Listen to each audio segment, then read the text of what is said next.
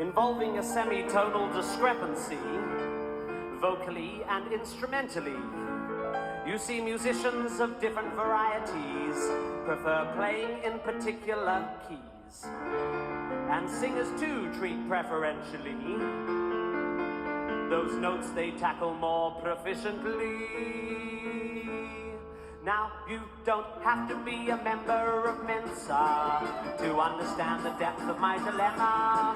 The two elements of me favor two different keys, thus the rift betwixt my fingers and my tenor. I like nothing more than playing instruments in F. It warms the very cockles of my heart. The trouble is that F can leave me vocally bereft, you see. I like playing in F major. Singing in F. He's got 20,000 shoes. God knows he never wears any. Next, people, piano. Video of the piano, Stephen.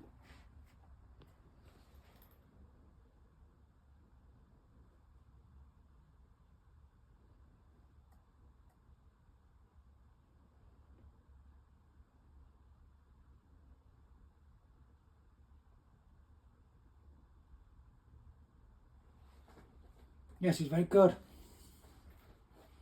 I always said he was.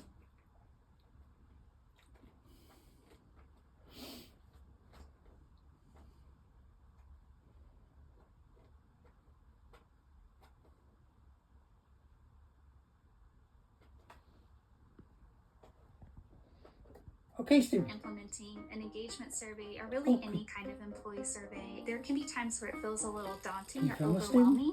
SurveyMonkey's templated questions really allow us to build a beautiful framework to ask the right questions.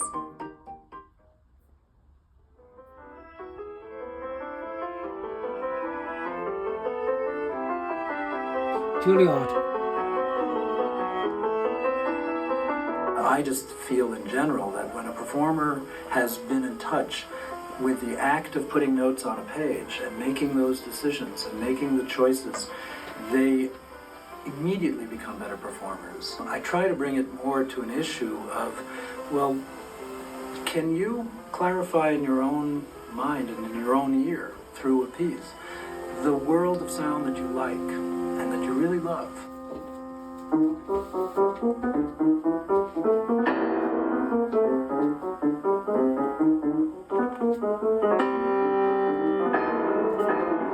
What happens in these variations is that just the contour of the theme is used as a way to generate different textures. It is not used in any way that is thematic or melodic. Actually, none of these variations, apart from the fourth one, really have a melody or theme. They're just different sonorities and different textures, and they utilize different sounds of the keyboard, and it's really an exploration in color. I decided I wanted to see what would happen if I tried to turn a Bach chorale into a jazz improvisation. I finished it and it sounded jazzy, but then I brought it to class and I realized it wasn't really fitting to the piece, and in Dr. Lasser's words, it kind of sounded like it was something you'd hear at a bar uptown, and that was really not what would be appropriate for this kind of, we spent all these hours in classes analyzing what makes this piece dark, what makes this piece light, in terms of, all the classical and romantic pieces we play. But I never really thought about what made jazz dark or light.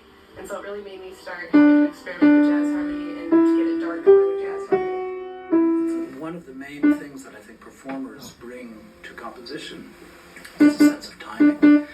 Timing, whether it is a phrase, how long the phrase should be, when has a thought been expressed completely and one should move on. At the end of every one of our semesters, we have a double vision concert called that because show me with the other hand, please, if you can. Down here? Yes, please. So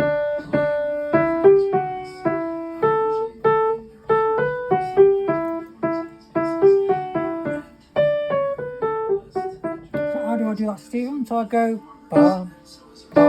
Remember there's F sharps and C sharps. Is that right, Stephen? Yeah.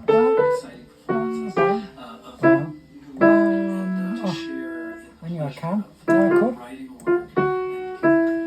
And then we're on.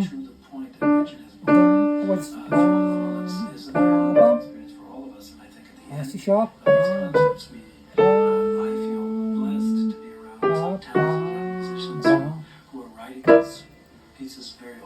Well, that wasn't it. Is this what I wanted to do?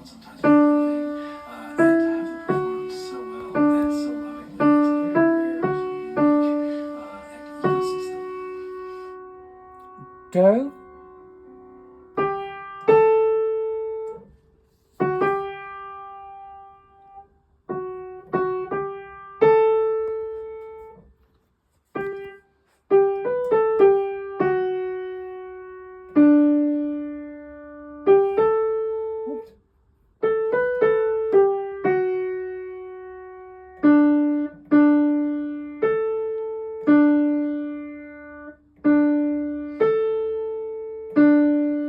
No, can't play FRERE. Thank you very much, Stephen.